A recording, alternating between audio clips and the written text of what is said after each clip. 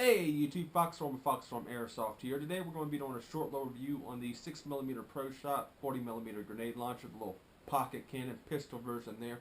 Guys, I'm telling you, this thing is so much fun. I got to use it last week and you can check out that video, premature detonation, petting rest, and kicking doors, I believe it is.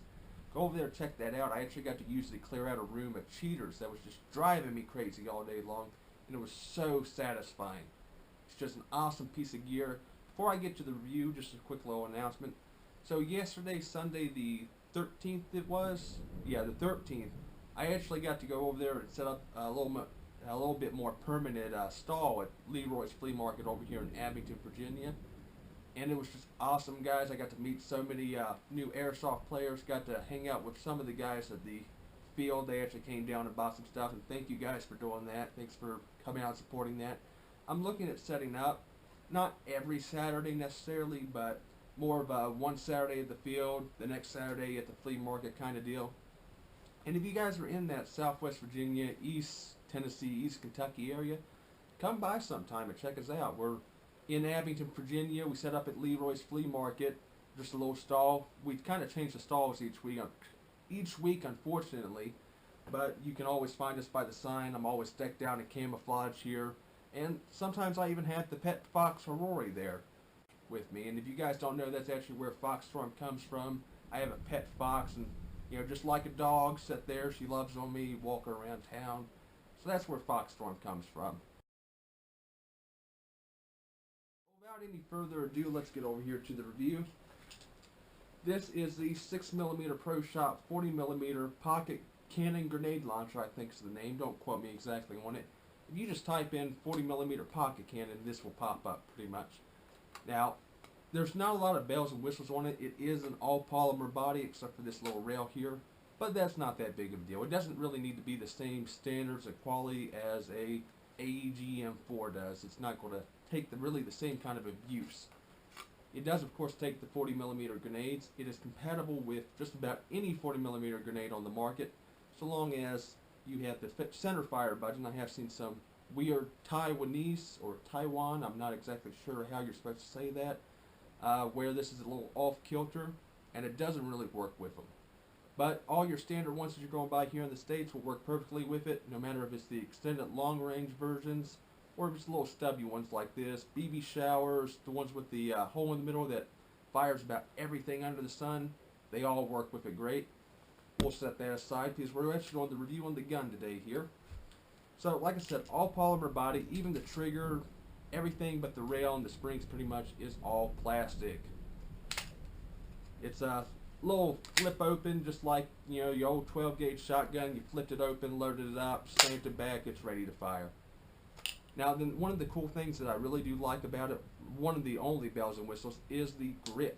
It's actually a pretty high-end AEG grip that is compatible with M4s. You can take that off, swap it out with a cheaper M4 that you got, and you've kind of gotten a grip into it with the deal.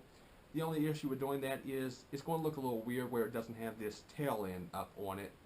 But, I mean, it's just one of those extra little kicks that kind of justifies spending $50 on this. But the whole way this thing fires is actually pretty disappointing, and that's why you kind of have that justification for spending $50 on it. All it is a spring-loaded trigger in an arm. Puts that little pin out, hits the button on the back, and that is all there is to it. This thing does nothing else but push the button and look cool. So slam it down, pull the trigger, BBs fire out. I prefer the shower grenades, the 60 round one. That's it there. And we tried to chrono it as best we could with just BBs in one of the chambers and up against the chrono. We got about 375 FPS with full little tank of green gas there. Like I said, I've never chronoed one of these before, and we kind of made it up as we go, so I'm not 100% sure on the accuracy of those numbers, guys. Just don't swear me to it there.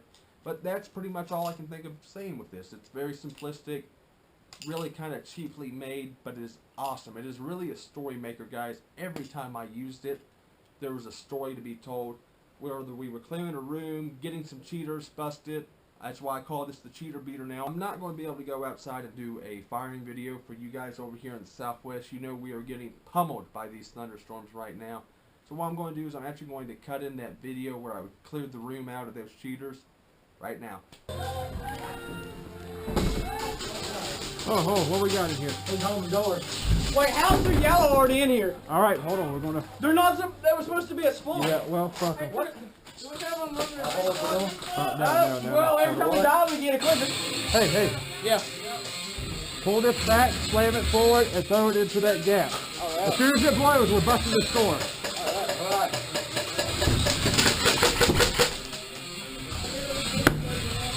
Go. Get ready. Really? That's a stupid move.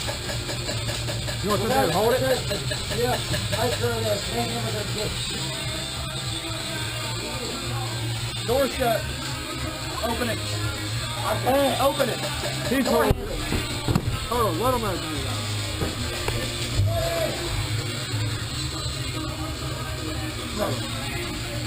Forgot to try to put this. Man, you.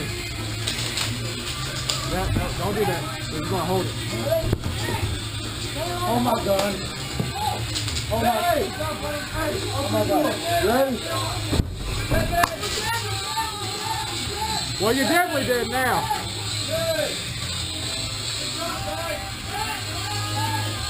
Clear it out. There might still be more hiding. Get out of here. God dang. So thank you guys for coming to the channel and watching the first review video that I've ever done on it. I'm looking to do a lot more of these in the future as I'm getting more and more stuff in to sell. I can't always guarantee that I'll be able to get out to the field and test it out, because there are just some items that I get in and the very next day I end up getting sold. Whether it's on eBay or the flea market stall, they just sell quick. But I'll definitely try my best to get on the field and actually put everything through its paces. But as always, guys, thanks for the view, and feel free to subscribe there below. Unless YouTube's changed and put it up above, I can't even remember anymore. But see you guys next time.